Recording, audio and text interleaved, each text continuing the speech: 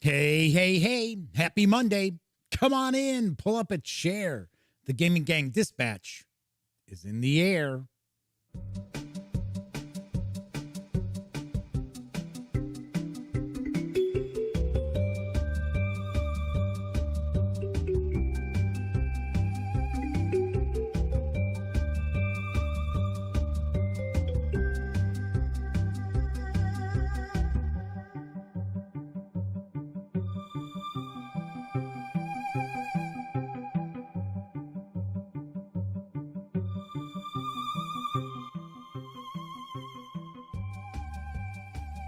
Howdy, howdy, howdy, gang. Welcome once again to the Duct Tape Studios.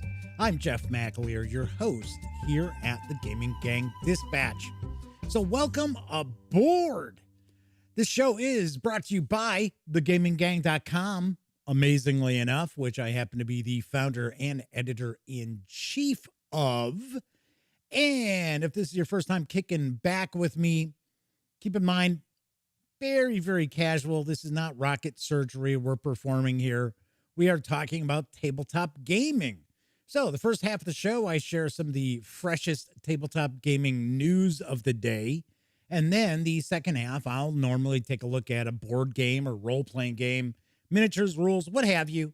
We'll look at some sort of tabletop release. Today, I am going to unbox and take a first look at Mandala stones from Board and Dice. So I keep wanting to call this Mandela stones. I'm hoping I don't. I am hoping I do not accidentally call it at some point in time during the show Mandela stones, because it is not called Mandela stones. Anyway, do want to mention, if you are a longtime viewer, thanks for coming back and hanging out. Always appreciate that.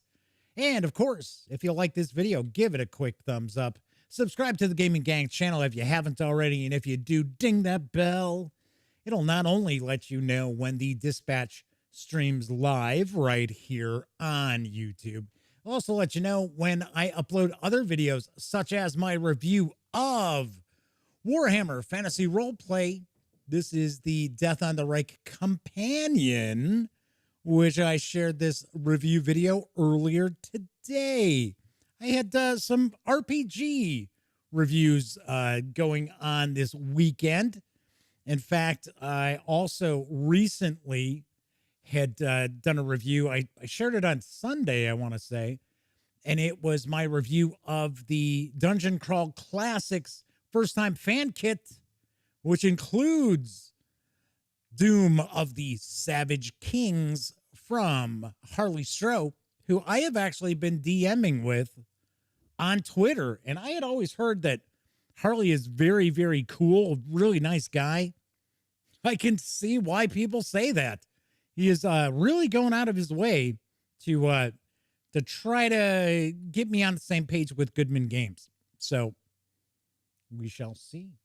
Plus, tonight, I am going to share the winner of my alternate art edition of Dungeons & Dragons, Van Richten's Guide to Ravenloft. That's right. I will be announcing the winner after the news.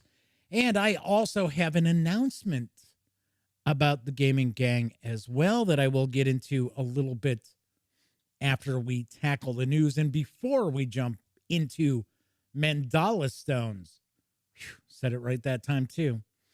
Of course, do also want to mention, when you're not watching videos on the Gaming Gang channel, be sure to visit thegaminggang.com for all the latest in gaming news, reviews, and a whole lot more. You know the drill. Get your geek on at thegaminggang.com. Of course, this is a live stream, so that means there is chat. It's not on screen. It's one of the ways I keep some of the more unusual commenters at bay. But I do my best to pay attention to chat. So if you want to say howdy, or maybe you've got a question, a comment, by all means, please chime in. I will do my best to respond. First out the gate saying hello tonight is the Motor City Madman. That's right, the Madman, one of our chat moderators, is with us right off the bat. Philippe Navadu, I believe is maybe the pronunciation, maybe, I don't know, is with us as well. And Clint Gibson had just swung on in. So Clint says, hello, everyone. No OT today. Oh, no overtime.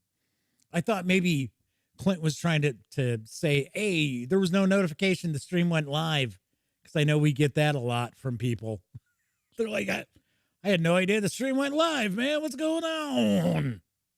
All right. Anyway, got a big show tonight. Let's jump right on into the news, because arriving next month is Gorinto. Here's the latest from Grand Gamers Guild. Elements gather energy in unique patterns, challenging you with finding the ideal route to balance and harmony. Earth digs deep, water flows wide, fire rises high, wind blows freely, and void slips between the rest. Can you gain the understanding you need to unlock true elemental wisdom? If it's me, probably not. Gorinto is a type of Japanese pagoda of the 5 elements: earth, water, fire, air, and void. It is often housed in the relic of a Buddha or saint. That doesn't make sense. I think it means, hey, why is that popping up? I specifically have 2 images for this. Why I oughta. Uh-oh.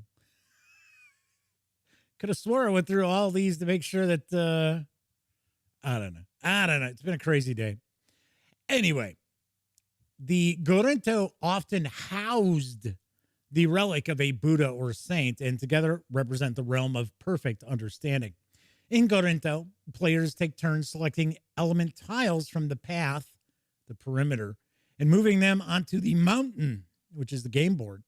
Each element collects in a unique pattern.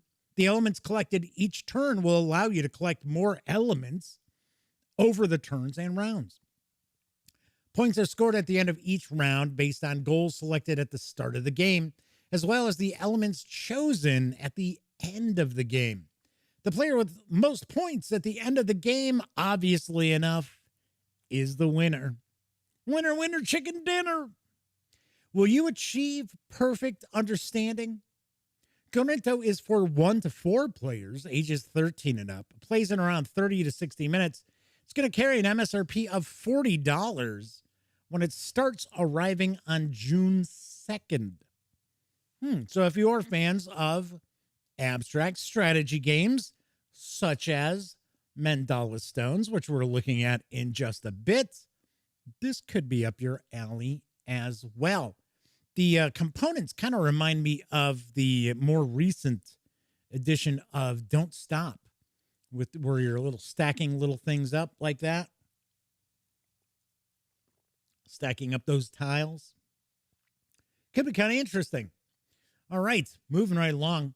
Now hitting stores is Biblios, Quill and Parchment, which is from Dr. Finn's Games.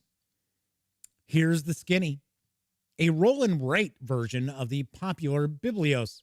The life of a monastic scribe is not easy. Every day you spend long hours in the monastery copying books, praying, and performing tasks. Through hard work and prayer, earn the abbot's trust and display your dedication to the pious life.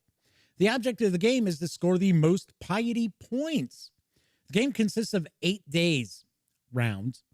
In the first 4 days, players simultaneously roll their own dice that show various book types, abbot influence, and travel points. And they may do so up to 3 times. After each roll, the players have 3 options. 1, keep the dice as shown. 2, reroll exactly 1 die.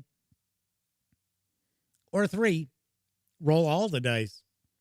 Most of the dice are resource dice showing books monks are copying, but there are also abbot influence dice. Abbot influences is accrued in the first half, but spent in the second half of the game. And a travel die, allowing a player's novice to go out into towns, do good works, and find more books.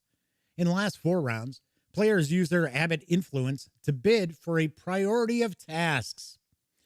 This is a rare, if not unique, roll and write game that includes auctions and, unlike many roll and write games, is highly interactive. After 8 days, the game ends, the players calculate scores. As in the original Biblios, the relative value of books changes during the game, so players are unsure of which books will be the most valuable until the end of the game. Biblios Quill and Parchment is for 1 to 4 players, ages 14 and up, plays around 30 to 40 minutes. It carries an MSRP of $25. Sweet. Very, very cool. I had mentioned this, oh gosh, like February, I think I did a news piece about this because it looks very cool. And one of the aspects that is kind of intriguing to me is that it's a roll and write game, but there's interaction with the other players. That is usually not the case in a roll and write. Roll and write, you're just rolling your dice, doing your thing, on to the next player. So very nice. This is supposed to be in stores. It may not be in all stores. I do know you can order it over at the Dr. Finn's Games website as well. And I don't know, $25 sounds like a pretty good deal. It's got, custom dice and everything. All right. So Sterile Broth has joined us in chat. I believe this is a first-time visit for Sterile Broth. Well, welcome aboard. Hopefully make yourself at home. Says there's no homework today, so they got time to watch. Well, kick back and relax and watch us live. All right, let's jump into some role-playing game news because there is a new bundle of holding that's arrived. 2 to be precise. I'm only talking about 1. But it features, or they both, I should say, feature the Icon superhero role-playing game from Ad Infinitum Adventures. Here's the scoop. Hero! We've resurrected our June 2016 Icons bundle featuring the fast-playing and flexible Icons super-powered role-playing tabletop game by Steve Kenson, designer of Mutants and Masterminds, from Ad Infinitum Adventures.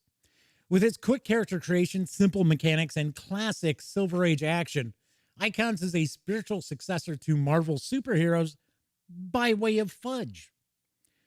I guess maybe we could say by way of fate, too, seeing fudge and fate are almost identical. This revived offer once again presents everything you need for anything from a pickup game to a complete 4-color campaign. For just $14.95, you'll get all 8 titles in this Revivals player collection with a retail value of $67 as DRM-free PDFs, including the comprehensive 232-page full-color Icons Assembled Edition rulebook, the Super Powers Sourcebook Great Power, 5 hero packs with hundreds of ready-to-play characters, and the Game Master's screen. If you pay more than this revived offers threshold price of $25.52, you'll also level up and get this Revival's entire Game Master collection with 9 more titles worth an additional $62, including the essay collection Icons A to Z, Adversaries, which is a rogues gallery of antagonists, 6 4-color adventures in the Silver Age style, and ta-da! The complete rise of the Phalanx. This 5-part campaign replaces the first 4 Phalanx adventures presented in this offer's original 2016 run. And all previous purchasers of that offer also receive both Rise of the Phalanx and the newly added Adversaries on their Wizards Cabinet download page and in their drive-through RPG library. When you buy a bundle of holding early, you never worry about missing a title added later, even much later. These savings run through May 31st. 10% of each payment for this bundle after your gateway fees will be donated to the charity chosen by Icons designer Steve Kenson, the Transgender Law Center. So here we go. Very cool. We got some Icons action returning to Bundle of Holding. I got to be honest, I have never taken a peek at Icons. I have seen very little of most superhero role-playing games outside of early villains and vigilantes and champions, Marvel superheroes. So I messed around with that a little bit in high school. Actually, no, I think that was right after high school that came out. But I think we played it maybe once or twice for Marvel. But this is a rules light superhero system. I kind of feel that a lot of superhero games are just too much crunch. So keep that in mind. Now, if you are in the mood for a more family friendly superhero role playing game, not to say Icons is not family friendly, but it's not geared toward the kids. Do you want to mention there is a new role playing game from Martin Lloyd? I've got the skinny on Amazing Heroes. Pull on your mask and cape because it's time to be a hero. Amazing Heroes builds on the simple and quick Amazing Tales rules to create a superhero game that brings thrilling and fast-paced action to the table for players aged 8 and up. With flexible rules that allow you to create any superhero you can imagine, and straightforward mechanics for handling everything from villains and teamwork to equipment and allies, Amazing Heroes puts the focus of your superhero adventures where it should be, on the action. Amazing Heroes is a lavishly illustrated book in 4 parts. Part 1, How to Be a Hero, contains all the rules you'll need to, obviously enough, create heroes and fight villains. Part 2, Running the Show, is packed with advice and additional rules to make your superhero games as awesome as possible. Part 3, Storm City, is a complete setting for Amazing Heroes. You can learn about the districts, factions, and threats that make up this city. Then there's Part 4, Adventure Time. Amazing Heroes comes with 2 complete adventures. Rise of the Behemoth pits the heroes against a mad scientist and his giant creations. And The Comet is Coming opens up a world of supernatural adventure as the approach of a comet awakens an ancient evil. So Storm City is a setting packed with adventure. You'll find Storm City on the west coast of the United States in the shadow of Big Thunder, a dormant volcano. It's home to 4 million people, NFL and NBA teams. What? No Major League Baseball? No hockey? What? Yeah, okay. An overworked police department, an Ivy League university. I thought Ivy League's on the East Coast. I thought they had to be on the East Coast to be considered part of the Ivy League. I might be wrong. But there's also a host of biotech startups. This is sounding quite a bit maybe like Seattle. Although Seattle's got a baseball team. They don't have an NBA team. Crime in Storm City is in the hands of 4 shadowy families. But bigger threats loom from the labs of the city's scientists, alien races, the supernatural forces of the abyss, and even those who dwell beneath the city. Hey, Mole Man. Could be Mole Man and his giant, like, mole creature, right? From Fantastic Four #1. I know. Amazing Heroes can't say Fantastic Four. I can say Fantastic Four. Storm City is also the home to your heroes. You'll find 5 detailed in the book, all ready to play as characters. There's Aquila. A deep space accident gave this scientist superpowers. Crimson Lightning, an armored vigilante with lightning in his fists. There's Kendra Shade, a martial arts expert with mystic powers. There's Mesric, Storm City's most famous stage magician who hides his powers in plain sight, as well as Stormbird, combining magic and technology to fight the crimes of the wealthy and privileged, the 1%. Amazing Heroes is available at Drive-Thru RPG as a 131-page premium hardcover for $19.99. You can also get it just in PDF alone for $11.95. So very nice. Very cool. I have to point out, I believe that I am going to have an opportunity to share reviews of both Amazing Heroes, as well as last week I talked about the Big Book of Amazing Tales. So because I did review Amazing Tales previously, we kind of talked about this last week, a very memorable episode, I must say. Not going to get into that again. But anyway, do want to mention that we might get to see those. Be kind of cool. Be kind of cool. I got to say, though, I'm kind of surprised by the cover art of this book that has kind of the cheesy 3D graphics that we see a lot of not very good role-playing games use for their graphics. And then we've got all this awesome looking like graphic novel artwork inside the book. I think this artwork should have been on the cover. I think that it had a lot more appeal. I think that's just me. But with the artwork that's on the cover of this right now, it sort of looks like any one of those really disposable, pretty lame, like almost like shovelware is what we used to call that in the PC games industry. So anyway, so the Madman says they would definitely like to see a review of this. We'll see. Martin did reach out to ask me if I'd be interested in reviewing them. But I did point out I don't do reviews of PDFs. That is Sammy's forte, and Sammy is backlogged for sure. All right, my final news piece. There is a new Warhammer Fantasy Roleplay release. It's arrived from my friends over at Cubicle 7 Entertainment. Here's a skinny on Patrons of the Old World, Volume 2. In Patrons of the Old World, my teleprompter just jumped. It's like what?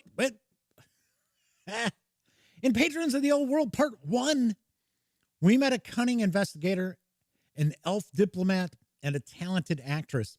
Part 2 offers another unique set of NPCs, including a once mighty wizard and wise woman of the woods to include in your next Whiffrip adventure. Steeped in subterfuge, machinations, and kingdom building, stepping into the old world is no task for the faint-hearted. Even with an esteemed mentor to guide you across the Reichland's rough terrain, there's no guarantee that some might lead you down a dark alley. Amidst the daily struggle for survival, some remarkable, resilient, and deeply ambitious individuals rise above quotidian concerns to reach for something great. World-weary wizards, hopeless dreamers, and ruthless prophets all strive for far more than mere survival. These powerful and charismatic patrons just need a bit of assistance to achieve it. Full of incredible knowledge and useful information, these patrons might prove invaluable to your party. But in a grim and perilous world, just who can you trust? Warhammer Fantasy Roleplay Patrons of the Old World 2 details 4 unique NPCs, each with their own string of plot hooks and an ultimate goal for characters to aid or hinder them in achieving. Though located in the Reichland, each may be dropped into an ongoing campaign anywhere in the Empire. Each NPC makes an excellent patron for a group of adventurers, providing several hooks to inspire GMs in creating a series of linked adventures that conclude in the finale with a lasting impact on the characters' lives, if not the Empire at large.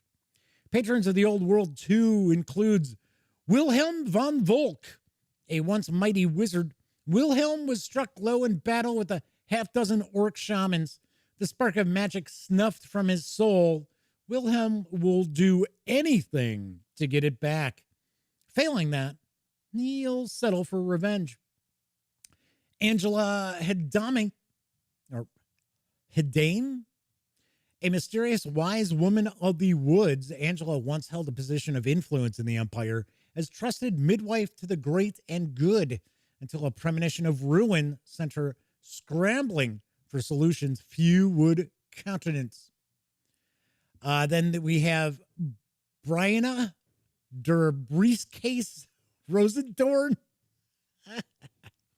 A fish rots from the head down, and there are few so rotten as the Empire's nobility, at least in Rosendorn's view.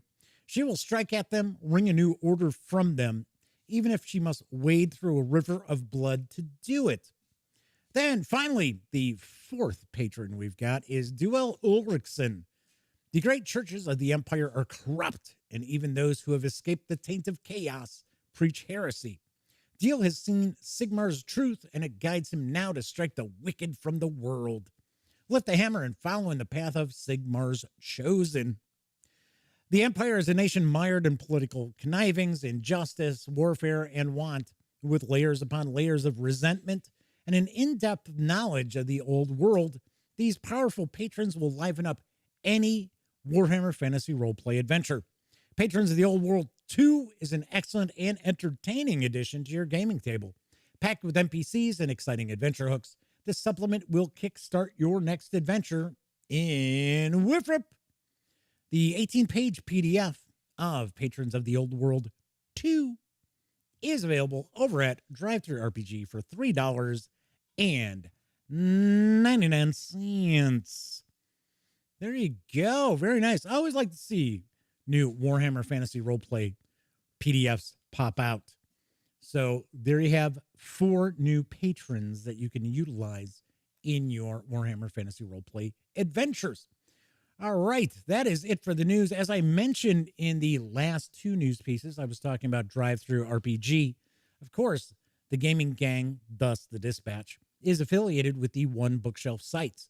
So if you are going to visit, say, DriveThruRPG, please stop by thegaminggang.com first. Click on one of our banner ads in the header, and that way, if you do happen to make a purchase, I get a little portion of that sale. All those nickels, dimes, and quarters really do add up and help keep thegaminggang.com around. So Flaming Huron has joined us in chat, pointing out that they enjoyed my Death on the Reich companion review. Cool. Very nice. I liked it. I recommend it. I don't think it's essential, but I do like it. I think there's quite a bit in there that can be utilized in your Warhammer Fantasy role-playing games, regardless if you are running Death on the Reich or planning on taking part in the Enemy in Shadows Director's Cut campaign. The Madman says, so many reviews I want to watch, but I've been entering everything from Adventures in Middle-earth 5e into Fantasy Grounds. Lots of inconsistencies and a few errors as well. Huh. There is that. So the Madman is sitting there saying, hey, I'm not waiting around for Free League Publishing to come up with their own Adventures in Middle-earth for 5e on Fantasy Grounds. I'm doing it myself. Wow, that is one hell of a project for you, sir. Tip of the cap. Because I wouldn't want to do that. I certainly would not. All right. So that is it for the news. Before we jump into Mandala Stones, do have a few items I do want to talk about. I know some folks are curious about who won my alternate art edition of Dungeons & Dragons, Van Richten's Guide to Ravenloft. And there were there were about 250 comments, because that was what you needed to do to get in the running. You had to subscribe, you had to like the video, and you had to comment. Maybe it's got 240 some likes. I forget. It was the video for my first look. It was not my review. It was from my first look video. And the winner is Terry Wednesday, has won my copy of D&D Van Richten's Guide to Ravenloft, which I reviewed and I thought was all right. It's all right. I think a lot of people are going to be disappointed in this book because they are thinking that this is really going to build on their Curse of Strahd campaigns. And I'm sorry, Dooley, it ain't going to happen. So, at least not my book. But I mean, there's some cool stuff in here. It's just a lot of fluff. Check out my review if you want a, excuse my French here, a non-bullshit review for Dungeons and Dragons, Fed Richten's Guide to Ravenloft, check out my review. Because I tell you straight what's going on with this. All right. So that's one item down. Another thing I did want to mention is, and I tweeted just before, I don't know, about 15 minutes before I went live. So there's going to be some changes to the gaming gang. And part of it is because everywhere you turn, there are all these new outlets who are reviewing board games, doing Kickstarters, all this stuff, covering Kickstarters and that. And I mean, they've come out of nowhere, and I can tell you right now, they're in it for the money, because you can tell that they have some sort of backing, right? They've got backing behind them, or they're doing Kickstarters to fund themselves and that, which I once again think is pretty ridiculous for a lot of these outlets. So I am going to shift focus on the gaming gang, and I'm going to focus more on role-playing games than I do board games. That said, a few things that I want to make sure are very clear, because I don't want people to start thinking, oh, Jeff's not going to cover board games anymore. Great. No, that is not the case. I am still going to cover board games, just not as often as I have in the past. You're still going to get the same kind of tabletop gaming news. That's not going to change. But it's just gotten to the point where I get contacted by, and it's always board game companies. It is never role-playing game companies. But I get contacted by these companies, and they've got this attitude like they're doing me a favor by asking me to share like their Kickstarter news or something that's coming to Kickstarter. And a lot of times I'll say, well, I'll take a peek, see what it is. And then their videos are just loaded up with the same usual suspects doing videos and that. And it's like, you know what? Blow me. Like, no. So Clint Gibson says PPP loans are backing a lot right now. My uncle had told me that I should apply for a PPP loan. And I don't know, really? I don't get it. I don't know. I would think they'd say, get the hell out of here, man. It's like, you don't really have employees. Anyway, so the other aspect is that role-playing games are very close to my heart. They are my first love, always have been. And usually I didn't focus as much. Now, keep in mind, there's a lot of role-playing game news and reviews that the gaming gang has done. It's not like, oh, well, we just do it every once in a while. No, there's lots. But it's, that's always been my first hobby, my first genre that I always really, really enjoy. And that is role-playing games.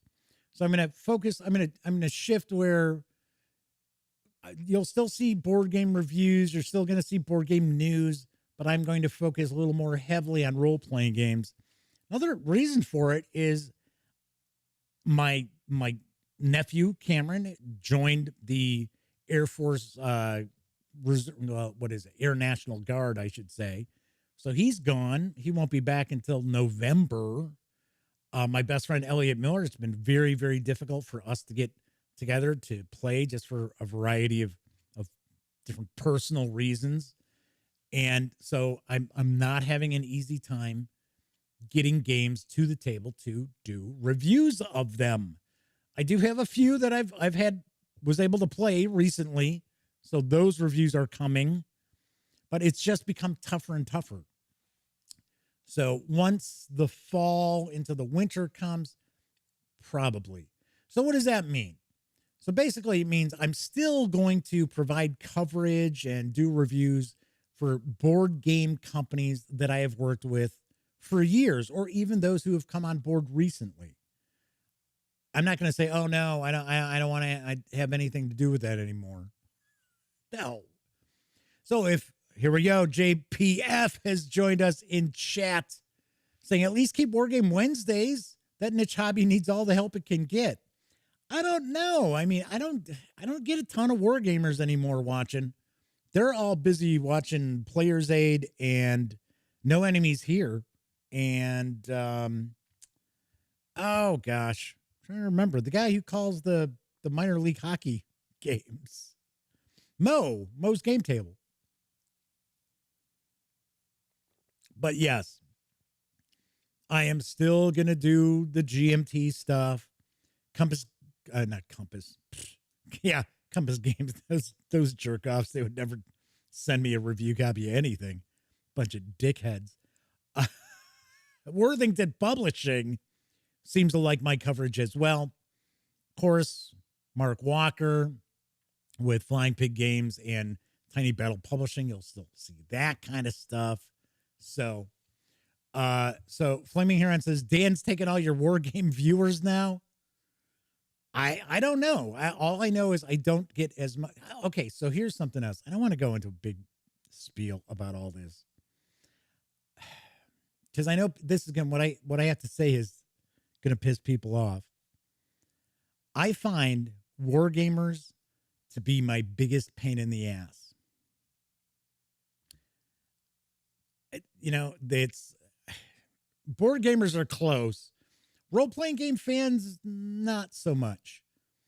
But war gamers just have that. If I did an hour video where I shared how to play a specific game, said I really enjoyed it, talked about it in depth, and I made one mistake on some rule mechanic, the war gamers are immediately, that's what they'll comment on. Stupid. Rule 3.2.9.7-A states this. It wouldn't be like, hey, man, wow, really like your video. So it's like. So JPF says, always carry preparation H if that helps. Not for mine. So Flaming Heron says, I can be a pain in the butt if you want. Says, who am I kidding? I'm the most agreeable person. So I noticed a Grade A popped in. Good to see you, Grade A. I think I have said hello to everyone who is hanging out. But the show itself is going to be about the same. You're not going to see a huge change in the dispatch. Still going to do Monday through Thursday, most Monday through Thursdays. Although I am probably taking a week off in the near future. Probably sometime in June. Like I like to do every quarter, I take a week off. Kind of recharge my batteries a little bit. So, like I said, you're not going to see huge changes. You're just going to see a different focus. That's all. That's really all you're going to see. Is you're going to see more focus on role-playing games. And one of the reasons is because all I got to do is read role-playing game stuff. I've been involved in the hobby over 40 years. So, reviewing role-playing game stuff is fairly easy. So, plus I don't need anybody else.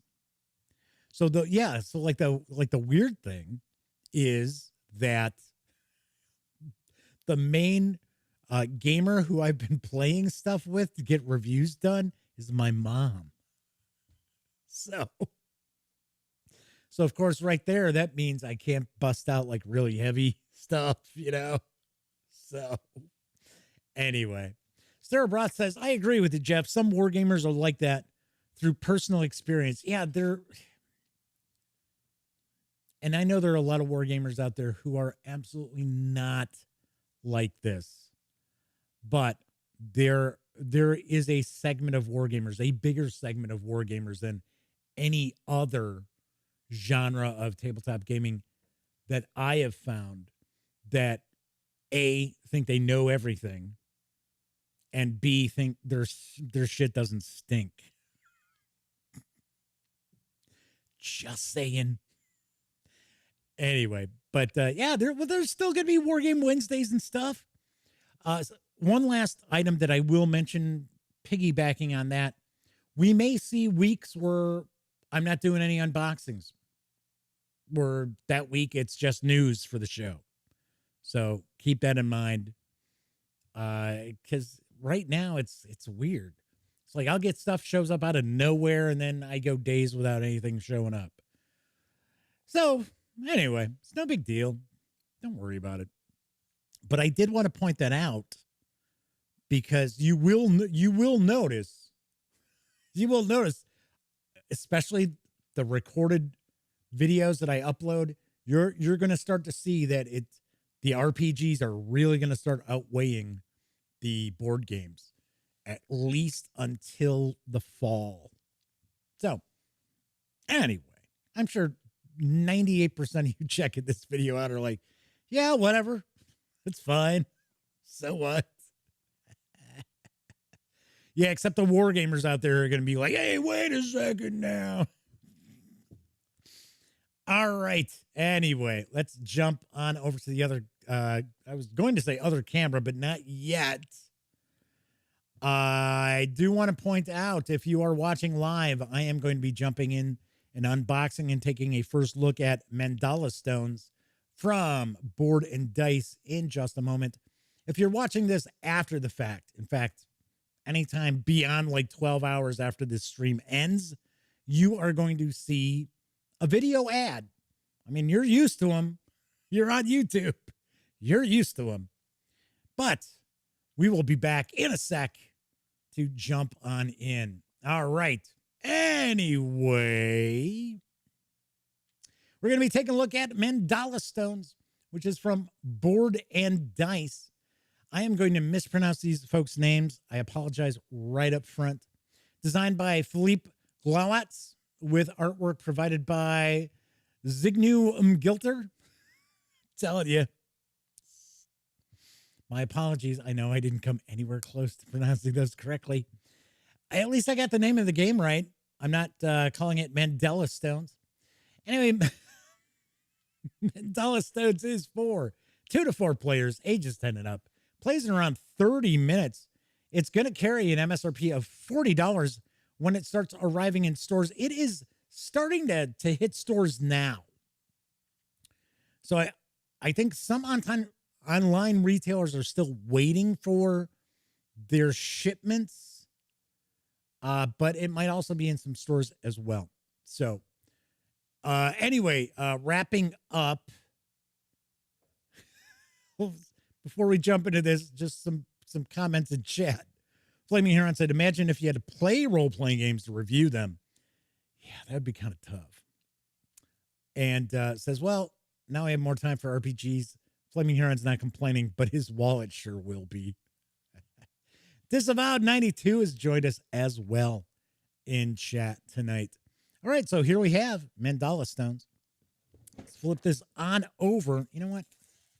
Let's get the shrink wrap off, get rid of some of that glare that might be popping up.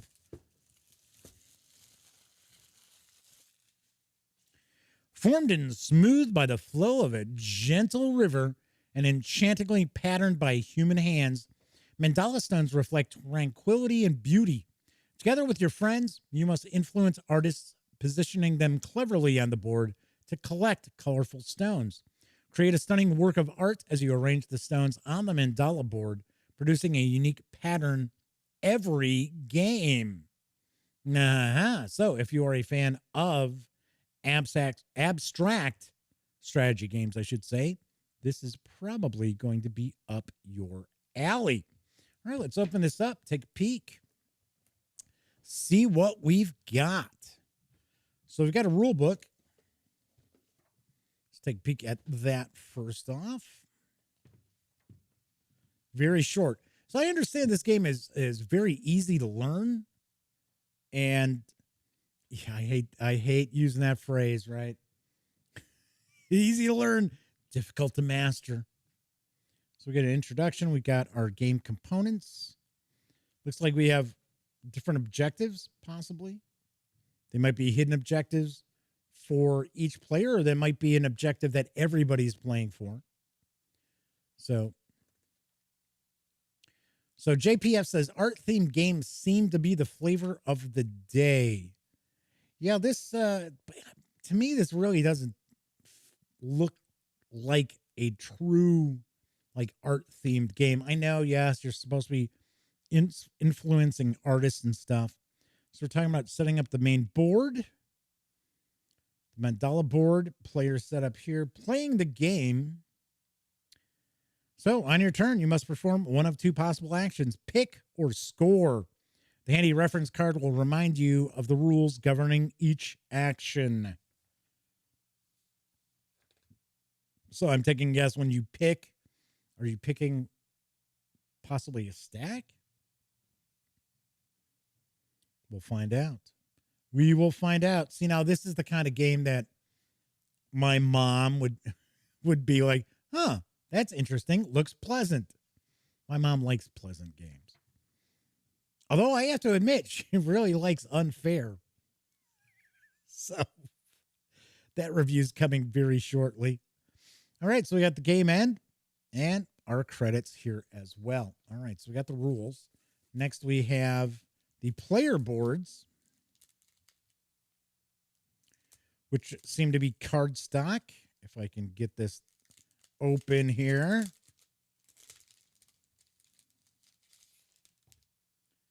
And they are cardstock. Not very thick cardstock either, but there is a bit of a treatment on this. So there is a little bit of a sheen to it. So they should hold up fairly well, I would think, as long as you're not spilling your drinks on them. All right, so we've got four for each, one for each of the players here. All right, then we have one of the boards. We've got a couple of larger boards here. So we have this one here. I don't think this is the Mandala board. And it's dual-sided. Looks like it is identical. Except for maybe the colors. No, the colors are the same, but the circles. It's just dual-sided. All right, then we have, I think this is maybe the Mandala board. And double-sided as well. Yes, it is. And then we've got some plus 50 tokens on here. So we've got Jorge Daniel Hernandez Garcia joining us in chat for the first time. Greetings from Mexico. Well, thank you. Welcome aboard. Make yourself comfortable. All right, so we've got these two punch boards here with the big boards. And then we've got some cards. We've got a cool insert.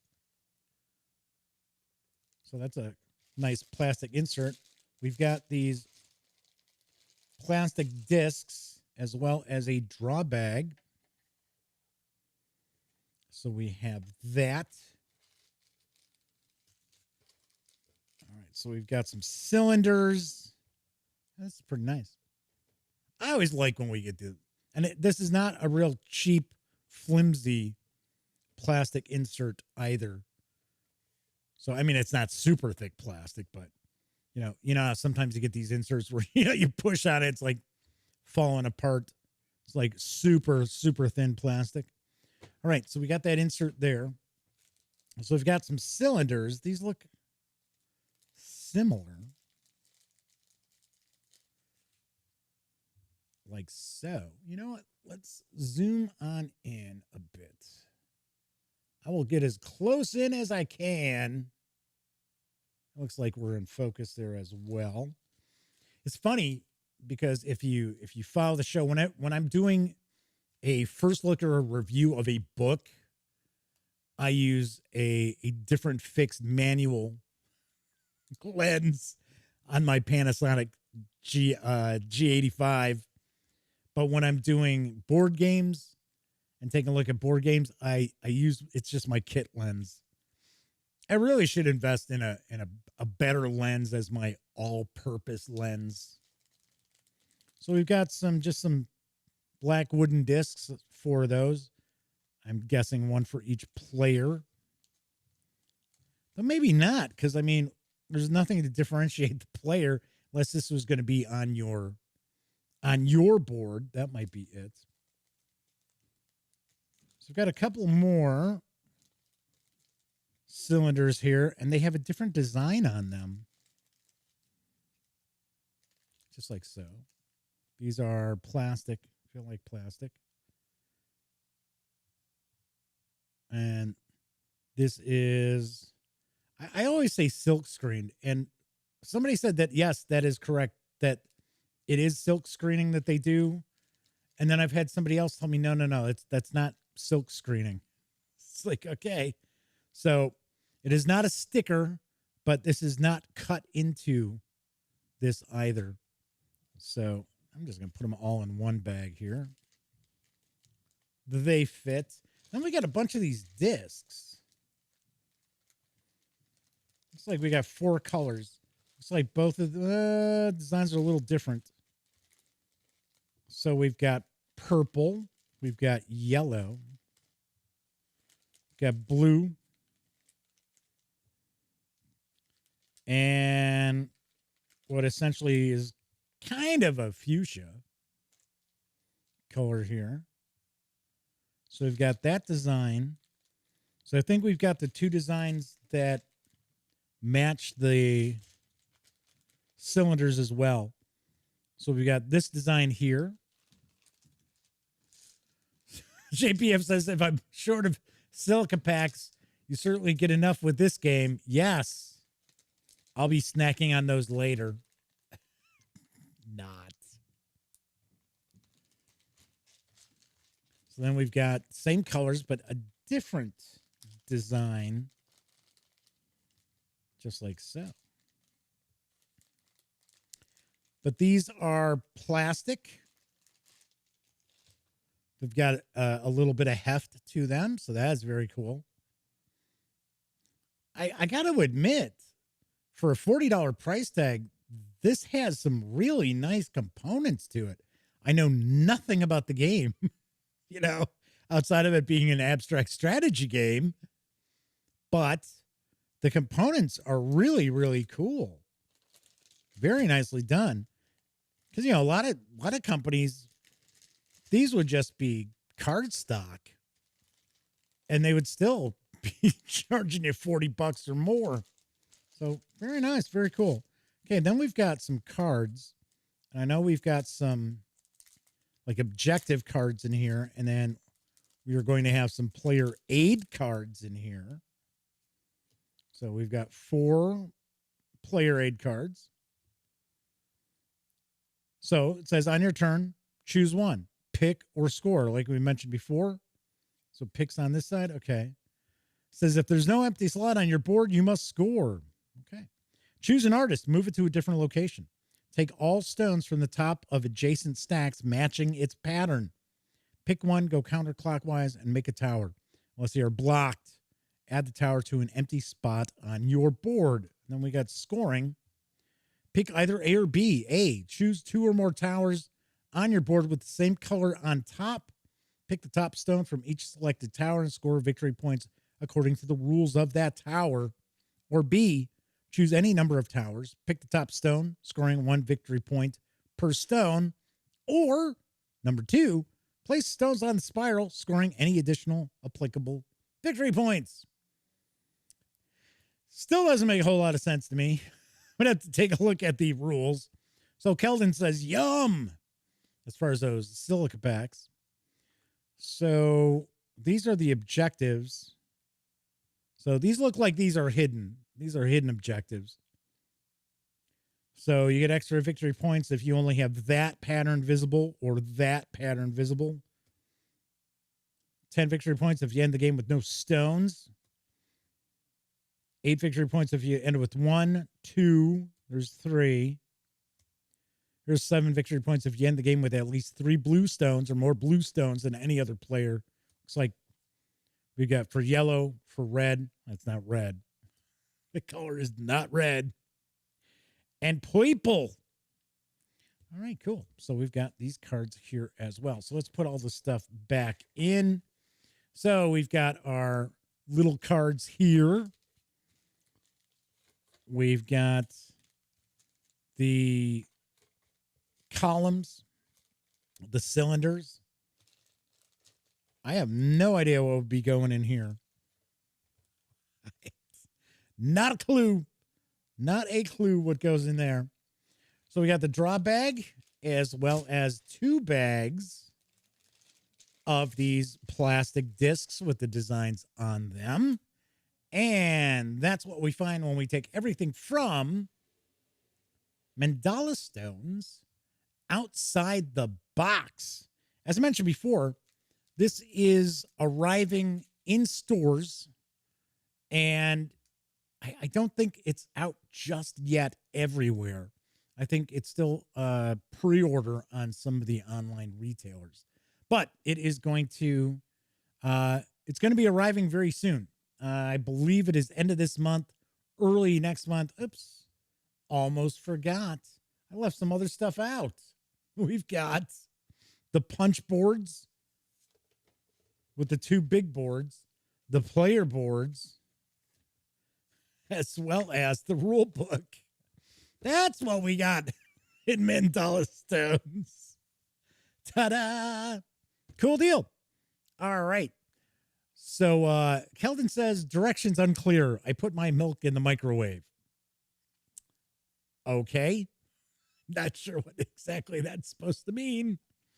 Anyway, let's swing back over to the other camera. So, once again, as I mentioned, hopefully I'll have a review of this in the very near future. This is something I might be able to get maybe my brother and sister-in-law to check out as well. They're not big gamers, but they'll play different stuff on occasion. All right. So once again, Mandala Stones is from Board and Dice. It is for 2 to 4 players, ages 10 and up, plays around 30 minutes, and it does carry an MSRP of $40. All right. So that is pretty much it for tonight's show. If you're curious what's on the horizon tomorrow night, we are going to take a first look at Dive, which is from Sit Down Games. So this is, I think this is kind of a prototype because it didn't come in shrink wrap, but this is on the horizon. I have heard very, very good things about this game.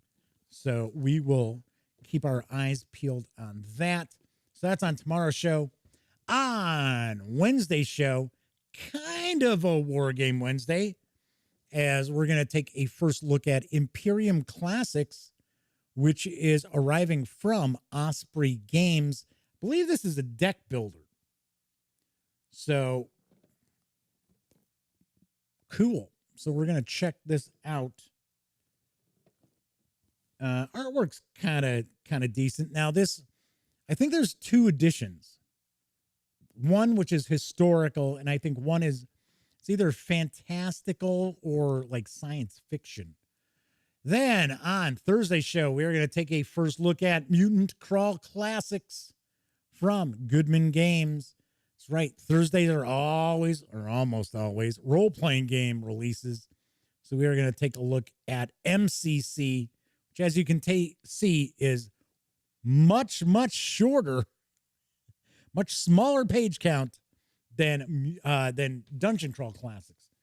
Then on Monday's show, this just arrived. In fact, Imperium Classics arrived this afternoon, and so did Sheepy Time from AEG. So we are going to take a peek at Sheepy Time a week from today. So keep that in mind as well. All right. So if you like this video, by all means, please give it a quick thumbs up. Subscribe to the Gaming Gang channel if you haven't already. And if you do subscribe, ding that bell. It'll not only let you know when The Dispatch streams live Monday through Thursday nights right here on YouTube. I'll also let you know when I'm uploading other videos, such as my upcoming review for Call of Cthulhu Reign of Terror from Chaosium Inc. You should be seeing this in the next couple of days. I'll probably shoot it tomorrow. I almost shot it today, but there's a bunch of stuff that was going on. Jorge Daniel Hernandez Garcia asks if I will review. See what I can't read tonight? Will I be reviewing the Dungeon Crawl Classics role-playing game annual? I have no idea. I have absolutely no idea. You have to keep in mind, I have a tiny, tiny budget that I run the gaming gang on.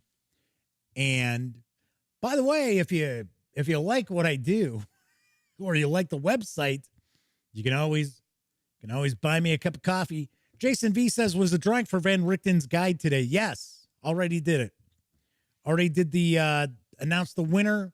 That was right after the news. It is Terry Wednesday is the winner of my alternate art edition of Dungeons and Dragons, Van Richten's Guide to Ravenloft. Anyway, if you like what I do, buy me a cup of coffee. Buy me a 2-liter bottle of soda.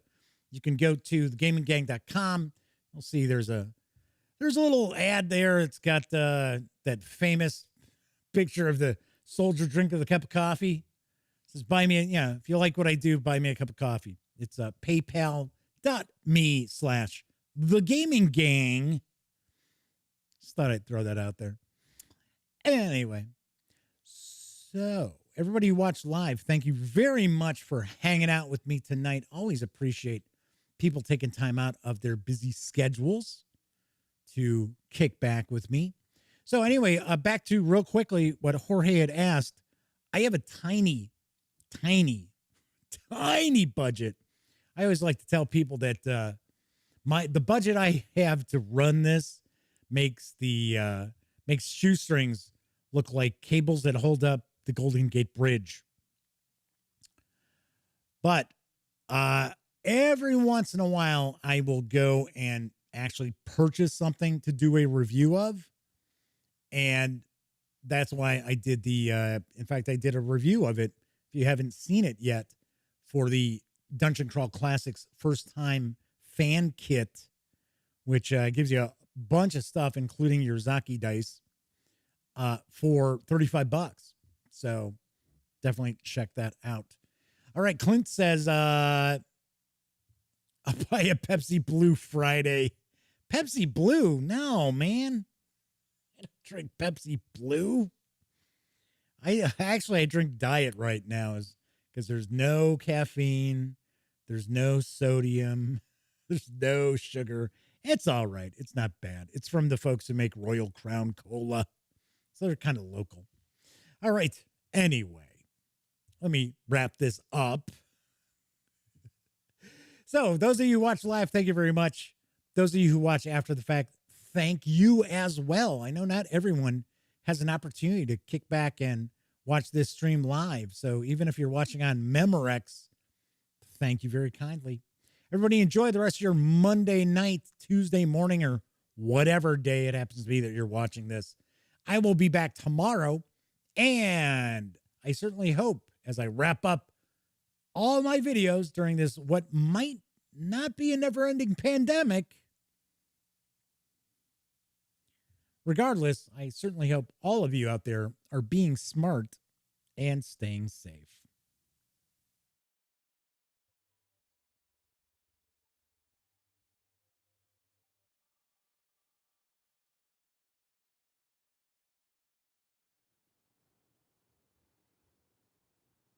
Oh, hey, you're still here. Well, if that's the case, by all means, if you haven't subscribed to the Gaming Gang channel yet, click right here. If you'd like to see the latest episode of the Gaming Gang Dispatch, click right up there. And if you want to trust YouTube's algorithm to give you something to watch, click right there. Once again, thanks so much for watching. And everybody, please wear a mask.